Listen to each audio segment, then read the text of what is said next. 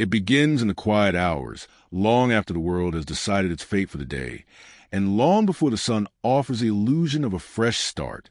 This is the hour when the character, let's call him Alex, faces the ledger of his own potential. He isn't confronting just a spreadsheet of income and outflow. He is wrestling with a silent, internal adversary. It is the cold, visceral dread that clamps down on his chest whenever he considers launching that new idea, applying for challenging promotion, or simply looking truthfully at the stack of bills that represent not just money owed, but time lost. This fear isn't logical. It's primal. It whispers a devastating narrative. You are not capable. You will try, you will fail spectacularly, and then you will lose the little security you currently possess. Alex sees others moving forward, investing, expanding, thriving, and a bitter, corrosive jealousy starts to seep in, not because he begrudges their success, but because their forward momentum underscores his own crushing inertia. He feels trapped in a financial purgatory, a space where effort feels pointless because the internal certainty of failure outweighs any external opportunity. The irony is agonizing. He possesses the intelligence, the skill set, and the opportunities, yet he remains immobilized. The fear has weaponized itself, transforming into an internal veto power over every single move toward prosperity. This is more profound than procrastination. This is the soul's exhaustion from fighting a continuous war against an invisible enemy. The consequence of this paralyzing mindset is a life kept deliberately small. Alex avoids calculated risks not because they are inherently bad, but because the mere thought of loss triggers the deep-seated panic response that his nervous system associates with survival threats. His financial reality, therefore, is not a result of poor market conditions or bad luck. It is a direct mirror of his internal emotional state. He views money through the lens of scarcity, perpetually bracing for the inevitable catastrophe. Every dollar earned is immediately earmarked for disaster management, never for growth or joy. He is operating under a heavy, self-imposed emotional tax, a psychological barrier built entirely from the bricks of past disappointments and ancestral programming. The silent pain, left unaddressed, metastasizes. Fear becomes a deeply ingrained habit, a default setting for every financial decision. When the energy of fear dominates, the brain, specifically the amygdala, is constantly signaling danger, shutting down the prefrontal cortex, the very part of the brain responsible for logical planning, innovation, and long-term strategy. Alex finds himself trapped in a low-vibrational loop. He feels unworthy, which causes him to avoid action, which ensures stagnation, which reinforces his initial feeling of unworthiness. It's a closed system of scarcity, sustained purely by his emotional frequency. He has come to genuinely believe the devastating lie: I was not born to prosper. This thought isn't just a passing worry. It is a cornerstone of his current financial identity, eroding his life force and blocking the flow of abundance before it even reaches his vicinity. He is watching his destiny slip away, dictated not by the external world, but by the relentless, urgent clamor of his own internalized anxiety. The first great challenge, the true turning point, must be facing this enemy that resides within the fortress of his own mind, recognizing that fear is merely energy, and energy, crucially, can be converted. Part 1. Internal conflict with money. We have all felt that cold compression in the chest when the credit card statement arrives, or the knot in the stomach when the phone rings and the number is unfamiliar, signaling a potential demand for resources we are certain we do not possess. This isn't just about debt. It is about shame.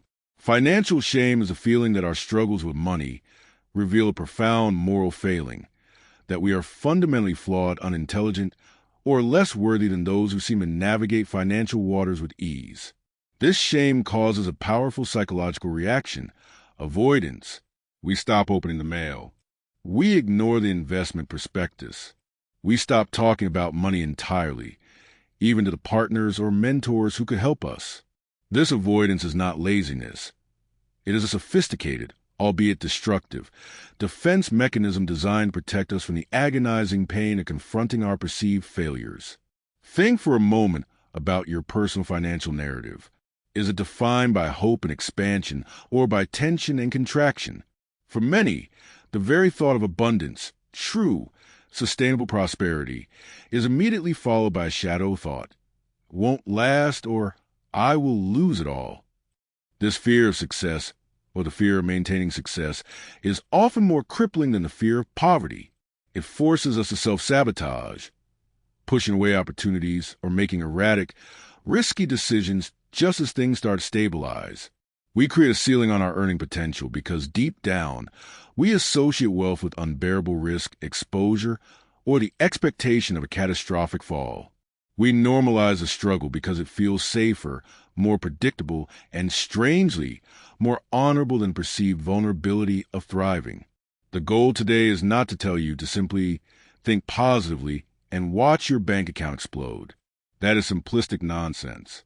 The goal is to acknowledge the profound emotional weight money carries, the inherited trauma, the cultural anxiety, the deep sense of personal failure. Normalize this pain. Understand that your current financial state is not a reflection of your inherent worth, but an outcome of operating under an exhausting, constant state of psychological threat. The energy you use worrying about money is the same energy you could use creating it. We must begin by recognizing that fear is simply energy, misdirected. Before we can change the outcomes, we must change the vibration. We must stop allowing the silent shame to dictate the volume of our life and start treating our financial mind as the fertile, capable field that it truly is. Part 2, Awareness and Belief System. The source of this self-limiting financial energy is rarely the present moment. It is a ghost from the past. Our money stories are deeply rooted in our childhood landscapes, long before we even understood the concept of interest rates or portfolios. Imagine your mind as a complex computer system. You are currently running on a foundational operating system installed by your earliest caregivers, your neighborhood, and the prevailing cultural climate of scarcity or abundance that surrounded you during those critical formative years. Did you grow up in a household where money was discussed in hushed tones, always accompanied by anxiety and sighs? Was success viewed with suspicion, perhaps accompanied by the belief that all rich people are corrupt or that it takes suffering to earn an honest living? Were your parents perpetual victims of circumstance, reinforcing the belief that control over your financial destiny is impossible? These observations, absorbed unconsciously, become our unwritten financial laws. They are not truths. They are merely programs. Your adult reaction to risk, debt, investment, and even charitable giving is likely an echo of an emotional reaction you witnessed or experienced before the age of 10. The key to transformation is achieving absolute awareness of these unconscious programs.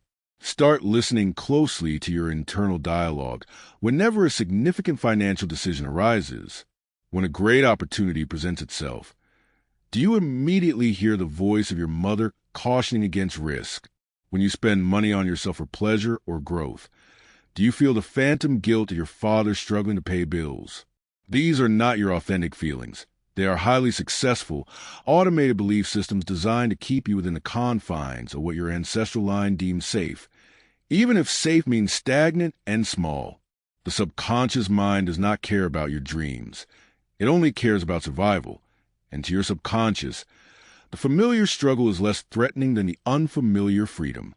To move forward, you must first shine a deliberate, unblinking light on these shadows. What is the one core lie about money that you inherited? Identify it, write it down, and recognize it for what it is, an outdated, irrelevant piece of historical data that is currently hijacking your future. Part 3, Breaking Financial Myths. Once we have identified the root programming, the real work of transmutation begins, actively replacing the myths that hold us captive with empowering, evidence-based truths. Most limiting financial beliefs operate on a binary code of fear, either the fear of not having enough, or the fear of having and somehow being punished for it. We must dismantle these psychological constructs brick by brick. Take, for example, the pervasive myth of the scarcity trap. The belief that there is enough to go around, and therefore your gain must come at someone else's loss. This myth fuels competition, anxiety, and hoarding behavior. The truth? Abundance is not a fixed pie. It is an ever-expanding universe of innovation, creation, and value. Your success does not diminish mine. Rather, it often creates new opportunities for everyone within your orbit. When you operate from scarcity, your vibrational energy repels collaboration and limits creative solutions. When you shift to abundance, you invite reciprocal growth. Another common myth is the belief that worthiness is conditional. I must suffer, work tirelessly, or prove my moral purity before I deserve financial ease. This myth ensures that we conflate burnout with virtue, sabotaging any system or flow that makes money feel effortless or enjoyable. The truth is that worthiness is inherent. It is a birthright, not a reward. Money is simply an energetic tool, and accessing it freely requires emotional permission, not emotional punishment. You do not earn the right to breathe, and similarly, you do not need to earn the right to financial peace. You simply must align your belief system with the reality that ease is possible. To reprogram these deeply embedded systems, we must consciously employ counter-affirmations that are grounded in growth and possibility. Instead of saying, "Money is hard to earn," declare, "I generate massive value effortlessly and financial opportunities flow easily to me." Instead of, "I have to worry about debt," assert, "I am a powerful steward of resources, and my income continually exceeds my expenses." These statements are not wishful thinking. They are energetic declarations that begin the process of rewiring neural pathways. Every time the old fear program fires, you must deliberately override it with a new truth. This consistent, conscious effort is a crucible where fear is forged into unbreakable confidence. Part 4. Shifting Mindset Through Action. Mindset transformation is not a passive mental exercise. It is an active, ongoing process that immediately interfaces with habits and measurable, real-world outcomes. The transmutation of fear into abundance requires bridging the gap between internal intention and external reality. We do this by introducing small, powerful acts of alignment that raise our daily energetic frequency. The most potent tool for shifting your internal financial weather is gratitude. Gratitude is a vibrational antidote to scarcity. When you focus on what you lack, you confirm the fear. When you deliberately focus on the resources you currently possess, the roof over your head, the meal in front of you, the ability to read and learn, you signal safety and sufficiency to your nervous system. Commit to a daily gratitude practice focused specifically on financial assets and opportunities, no matter how small. Be grateful for the $50 in your wallet, the steady job, the client who paid last month. This shifts your brain from searching for threats to noticing existing wealth, activating the reticular activating system, RAS, to seek out more of what you appreciate. Next, engage in conscious visualization and feeling. Financial visualization often fails because people only focus on the object, the large house, the fancy car, without generating the emotion of already having it. Your subconscious mind responds to feeling, not just pictures. Close your eyes and vividly imagine your optimal financial reality. But more importantly, focus on the emotional state that accompanies it. The relief, the stability, the excitement, the ease. Breathe this feeling into your body until it becomes a temporary, embodied reality. Practice this daily until that feeling of financial safety and expansion becomes your emotional default, overriding the habitual clench of fear. Finally, connect this mindset work to micro habits of stewardship. If you believe you are a rich person, you begin to act like a rich person, not by recklessly spending, but by managing resources with respect and foresight. Organize your financial documents. Create a simple cash flow map. Automate small investments. These small, consistent actions rebuild trust with yourself. Every time you follow through on a financial micro-commitment, you are telling your subconscious, "I am responsible, I am capable, and I am in control." This incremental shift from feeling victimized by money to feeling empowered by it is the practical engine of your transformation. Part 5. Empowerment and Identity.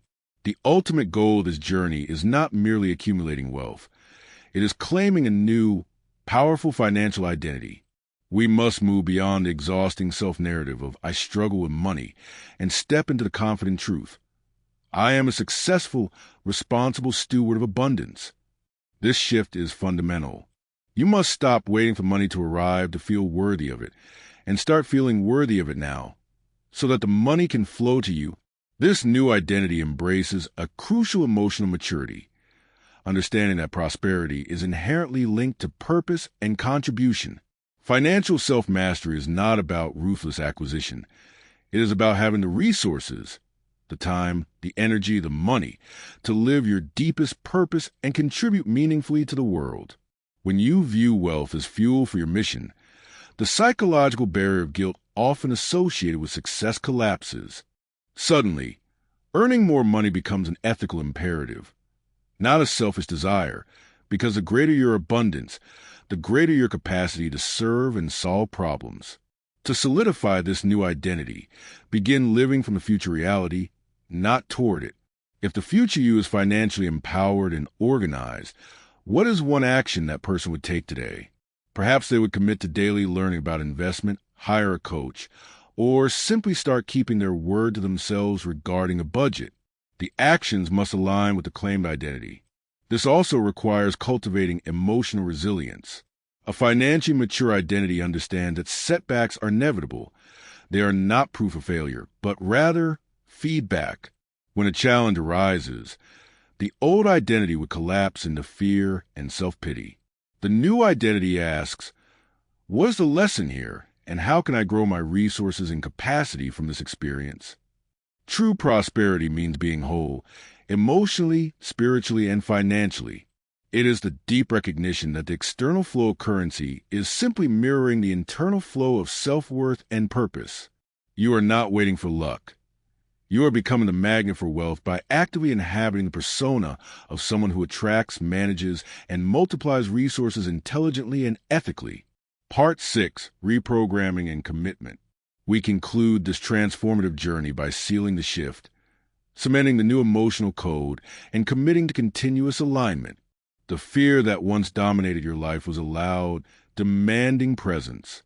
The new vibration of abundance is often quiet, stable, and deeply rooted in self-trust. Your commitment must be to choose this grounded stability over the drama of scarcity every single day. Let us engage in a final, powerful guided affirmation to integrate this transformation. Close your eyes and take a deep, slow breath, pulling the air in through your nose, deep into your belly. As you exhale, release the final residue of that old, paralyzing fear. The fear of not enough, the fear of losing control, the fear of not being good enough.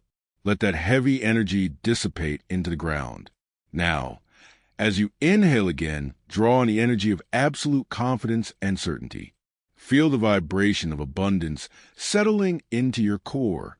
Visualize a beam of pure, calm light flowing from the crown of your head, down through your body, and settling brightly in your heart space. This light is your true financial frequency, calm, expansive, and magnetic. Repeat these truths silently, feeling them resonate within your body. I am safe. I am abundant. My worth is non-negotiable. I am open to receiving money from expected and unexpected sources. I transform fear into focused action and creative power. I am a powerful co-creator of my financial reality. My financial future is expansive, secure, and joyful. Your financial evolution is not a one-time event. It is an act of ongoing emotional maintenance. The world will test this new identity. Fear will attempt to creep back in, disguised as logic or caution. Your commitment is to recognize that fear, breathe through it, and immediately convert that energy back into proactive power.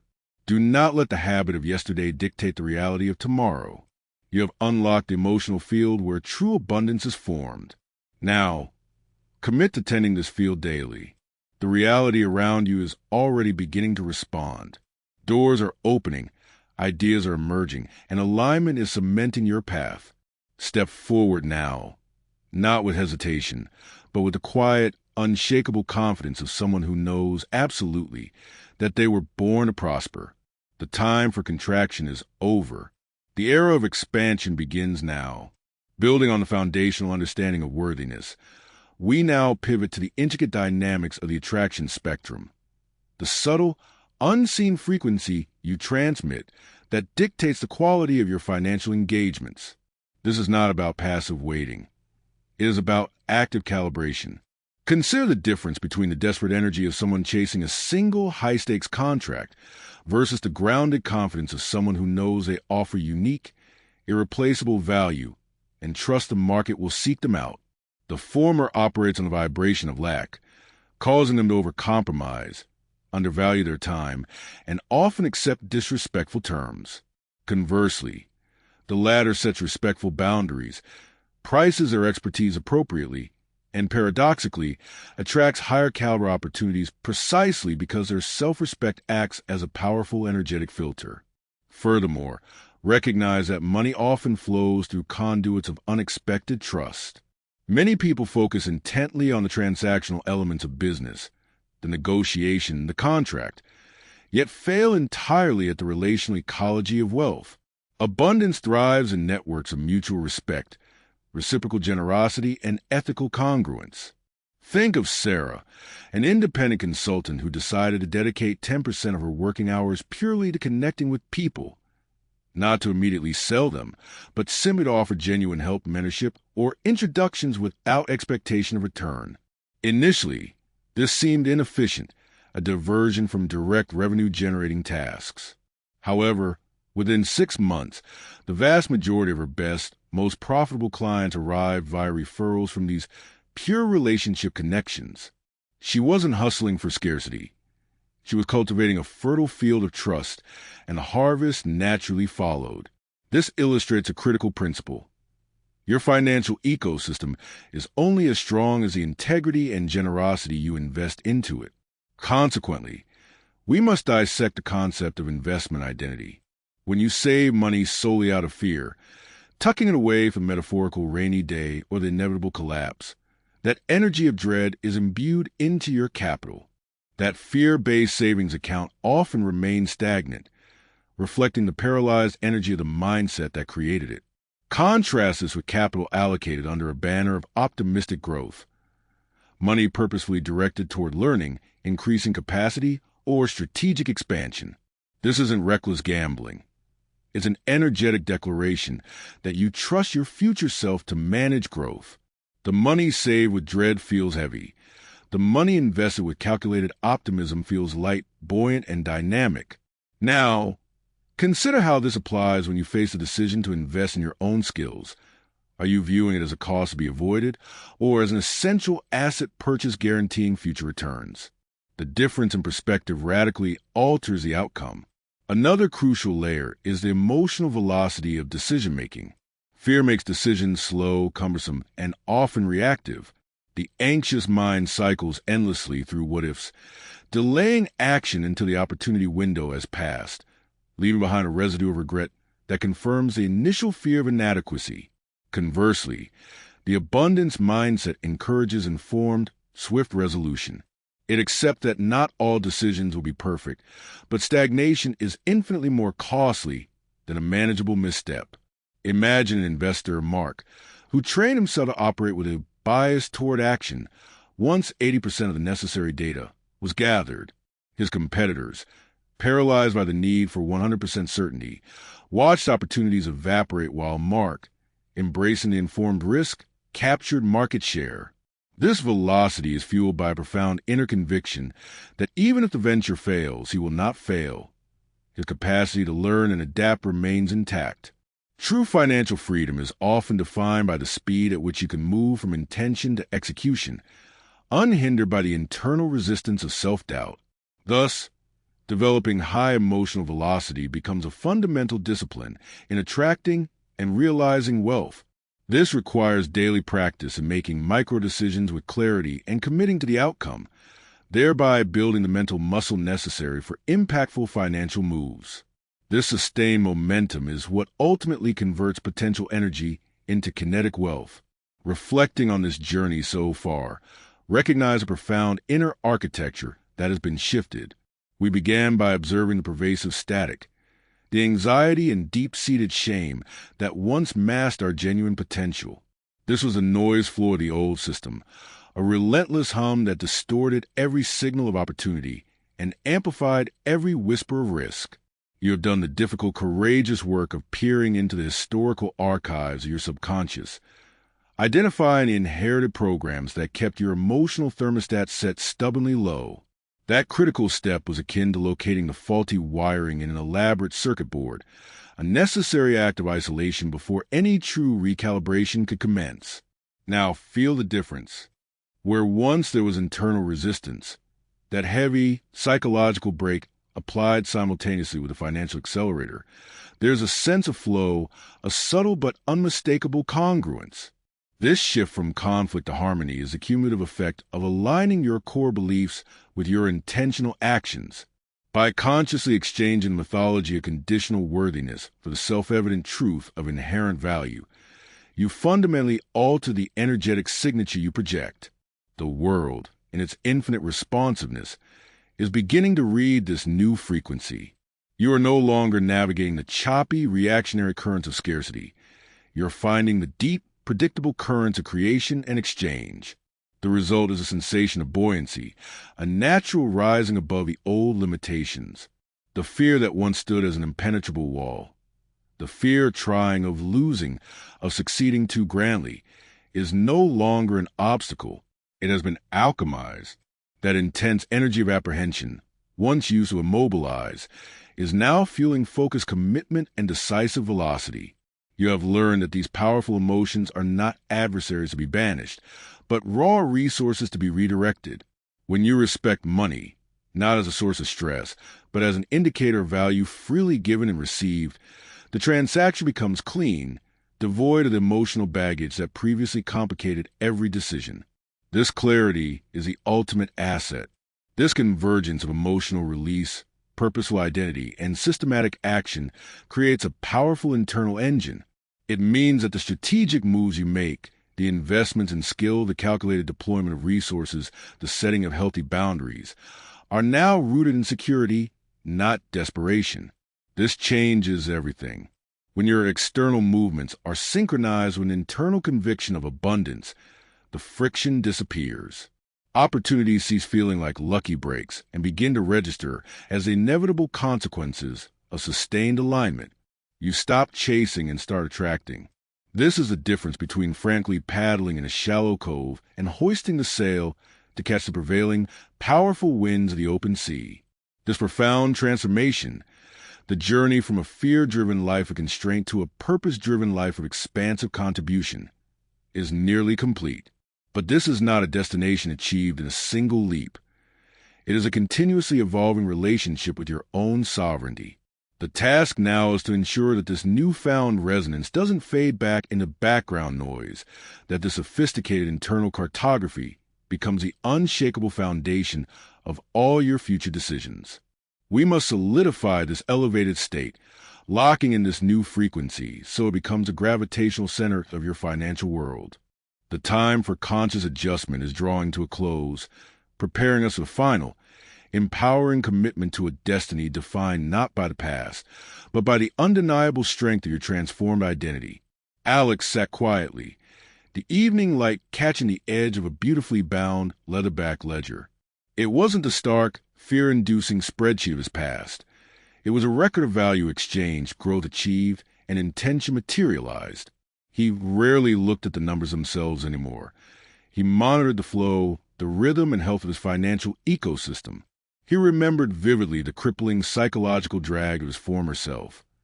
The heavy inertia that made dialing a client or opening a bank statement feel like lifting a concrete slab. That fear had been a constant, low-frequency drone in his consciousness, demanding attention and consuming every ounce of creative bandwidth. What Alex had discovered, through the painstaking work of transposing his emotional core, was that he wasn't fighting an external demon of debt or circumstance. He was fighting his own vibrational distortion. Fear, he realized, was not a void, but highly concentrated energy, a dense, potent force that, when trapped, created blockage. But like any energy, it could be processed and directed. He hadn't eradicated the human capacity for anxiety. He had simply learned the discipline of immediate transposition. When the old anxiety note played, sharp and insistent, he didn't try to silence it with denial. He acknowledged its heat and, through deliberate, grateful action and focused intent, he allowed that intense energy to harmonize into a higher, more complex chord, one of readiness, clarity, and potent, informed motion. The profound freedom he achieved was not the cushion of capital, though that certainly helped. It was the irreversible relinquishing of the identity of the struggler. The moment he stopped seeing himself as a victim of random market forces and started acting as the sovereign conductor of his own prosperity, the world began to mirror that authority. This was sovereignty built on competence and inner peace, not on bravado.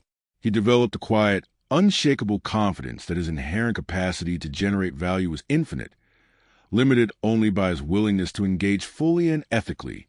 The knowledge that he could navigate any temporary setback, rebuild from any loss, and adapt to any challenge, because the capacity for resilience was now sourced from internal calm, not external validation, was his greatest asset.